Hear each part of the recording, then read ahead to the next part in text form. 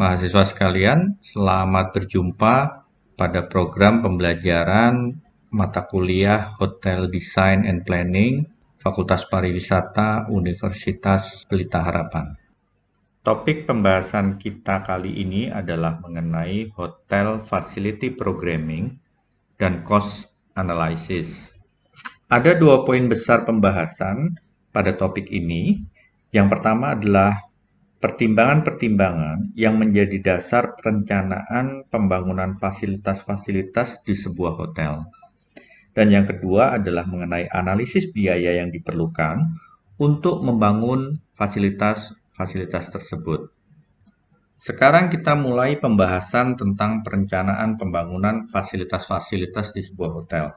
Paling tidak ada 3 pertimbangan yang perlu diperhatikan dalam membangun fasilitas-fasilitas tersebut. Yang pertama adalah faktor affecting space, yang kedua adalah space analysis, dan yang ketiga adalah capital cost. Pertimbangan pertama adalah faktor affecting space atau faktor yang memengaruhi ketersediaan ruang di sebuah hotel. Faktor yang pertama adalah hotel function, terdiri dari revenue earning dan non-revenue earning. Revenue earning adalah ruang-ruang atau fasilitas yang berfungsi menghasilkan pendapatan bagi hotel. Sedangkan non-revenue earning adalah ruang-ruang atau fasilitas yang tidak menghasilkan pendapatan bagi hotel. Revenue earning yang pertama adalah guest room atau lebih luasnya lagi disebut dengan residential area. Yang kedua adalah food and beverage, terdiri dari restoran, bar, lounge, dan persiapan untuk room service. Yang ketiga adalah ruang-ruang seperti function room, ballroom, entertainment and sport area, dan laundry. Untuk non-revenue earning, ruang-ruang atau fasilitasnya adalah sebagai berikut. Yang pertama adalah public spaces atau area-area untuk publik seperti parkir, lobi, taman, dan kolam renang. Yang kedua adalah operational support yang terdiri dari F&B product and service. Di sini ada kitchen dan ruang persiapan untuk F&B, housekeeping area, mechanical engineering, rest area, dan employee dining room. Sedangkan non-revenue earning yang ketiga adalah administratif atau offices, seperti kantor-kantor untuk manajemen, supporting untuk front office, dan administrasi-administrasi yang ada di kantor belakang. Faktor kedua adalah variation in requirement, yaitu beberapa variasi persyaratan ketersediaan ruang di hotel berdasarkan grade dari hotel itu dan fasilitas-fasilitas penunjang lain. Grade atau kategori hotel biasanya dapat diketahui dari ukuran kamar dan luasan area residensial. Luas kamar berkisar antara 26 meter persegi sampai dengan 76 meter persegi. Dan luasan area residensial bervariasi antara lain untuk budget hotel. Luas area residensial adalah 80% dari luas total bangunan. Dan untuk mid-grade 75%, deluxe hotel 71%.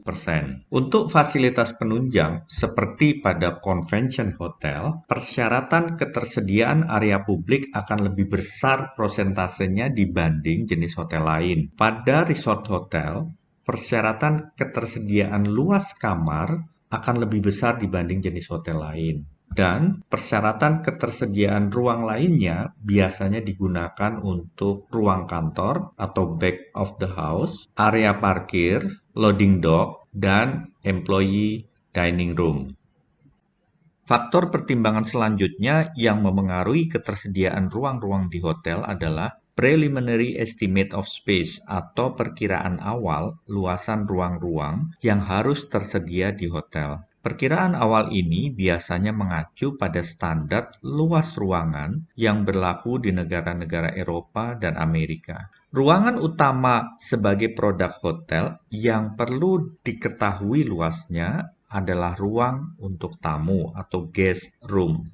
Standar yang digunakan secara internasional adalah standar Eropa dan standar Amerika. Standar Eropa terdiri dari ekonomi, moderate, average, high, and deluxe. Sedangkan standar Amerika terdiri dari budget, mid-price, first class, and luxury.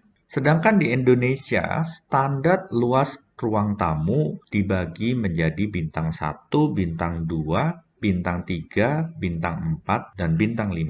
Semua standar luasan ruang tamu harus dipertimbangkan dengan total area residensial yang pernah kita pelajari sebelumnya, yaitu untuk budget hotel 80%, mid-grade 75%, dan deluxe 71%. Faktor keempat yang memengaruhi ketersediaan ruang-ruang di hotel, yaitu total area. Total area adalah keseluruhan luas area bangunan hotel yang akan kita bangun. Yang pertama terdiri dari perhitungan atau pertimbangan luas bersih dari kamar tamu. Yang kedua adalah gross factor, yaitu luas area penunjang guest room seperti teras, koridor, dan toilet. Yang ketiga adalah gross residential area. Dan yang keempat adalah public support area. Sekarang kita akan membahas lebih detail tentang total area sebagai salah satu pertimbangan dalam merencanakan ruangan di sebuah hotel. Total area adalah keseluruhan luas bangunan hotel yang terdiri dari guest room net atau luas bersih dari satu kamar. Luas bersih satu kamar berkisar antara 26 meter persegi sampai 79 meter persegi. Luas bersih ini akan ditambah dengan gross factor, yaitu bagian-bagian dari bangunan seperti koridor, teras, toilet, atrium building yang ditambahkan secara proporsional ke dalam guest room net. Sehingga kita akan mendapatkan perhitungan lagi untuk gross residential area per room, yaitu perhitungan luas kamar kotor yang berasal dari penjumlahan guest room net ditambah dengan gross factor. Untuk menghitung total luas residential area, maka kita harus mengalihkan gross residential area per room dengan rencana jumlah kamar yang akan kita bangun. Perhitungan luas berikutnya adalah public and support area atau disebut juga dengan non-residential area. Kisaran luasnya adalah 20-30% dari total bangunan. Sehingga kita akan memperoleh luas total ruangan yang akan dibangun berasal dari penjumlahan residential area ditambah dengan non-residential area. Gambar berikut ini adalah salah satu contoh gross factor, yaitu central corridor double loaded, di mana pada sisi kanan dan kirinya terdapat kamar-kamar. Sehingga luas dari gross factor ini akan diperhitungkan secara proporsional ke dalam luasan masing-masing kamar. Untuk memperjelas cara menghitung total area atau luasan total bangunan hotel, kita akan belajar dari tabel berikut ini. Mari kita perhatikan kategori ekonomik atau budget hotel. Yang pertama adalah room area net atau guest room net. Pada contoh ini luasnya 17,5 meter persegi. Yang kedua adalah gross factor. Pada contoh ini luasnya 0,25 meter persegi. Dan yang ketiga adalah gross residential area berupa hasil penjumlahan dari room area net ditambah dengan gross factor. Pada gross residential area terdapat penyesuaian luasan sebesar 5 meter persegi. Sehingga pada contoh ini jumlah gross residential area adalah 22 meter persegi. Selanjutnya adalah public support area. Pada contoh ini luasnya 5,5 meter persegi.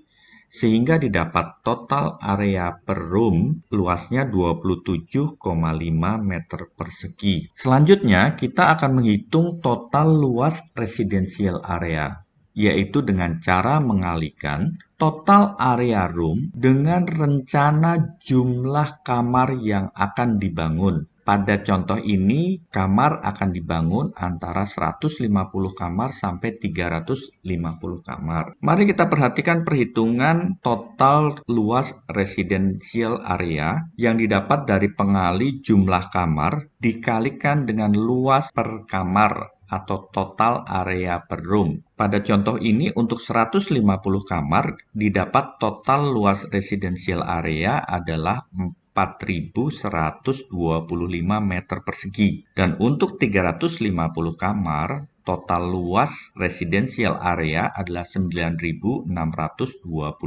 meter persegi. Selanjutnya, kita akan menghitung total luas non-residential area yang memiliki persentase luasan 20% dari total luas bangunan hotel. Caranya adalah kita harus menghitung terlebih dahulu berapa total luas keseluruhan bangunan hotel. Caranya adalah dengan membagi total luas residential area dibagi dengan 80%.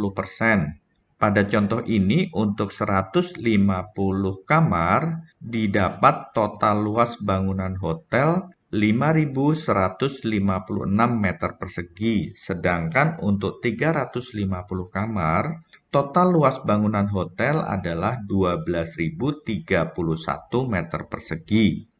Dengan mengetahui total luas bangunan hotel, maka dengan mudah kita dapat menghitung total luas non-residential area. Caranya adalah dengan mengurangi total luas bangunan hotel dikurangi dengan total luas residential area. Pada contoh ini didapat perhitungan 150 kamar, total luas non-residential area adalah 1031. Sedangkan pada 350 kamar, didapat total luas non-residential area 2.406 meter persegi. Mahasiswa sekalian, dengan cara perhitungan yang sama seperti slide sebelumnya, maka kerjakanlah latihan soal ini. Harap diperhatikan, rasio antara total luas residential area dan total luas non-residential area akan berbeda dengan kategori hotel ekonomi. Untuk kategori hotel moderate, maka total luas residential area adalah 77%, sedangkan total luas non-residential area adalah 23%. Untuk kategori average, total luas residential area 72%, sedangkan total luas non-residential area 28%. Silakan kerjakan latihan soal ini dan kirimkan kepada dosen pengampu masing-masing dari mata kuliah Hotel Design and Planning. Sampai di sini kita sudah mempelajari faktor affecting space. Untuk selanjutnya kita akan masuk ke space analysis.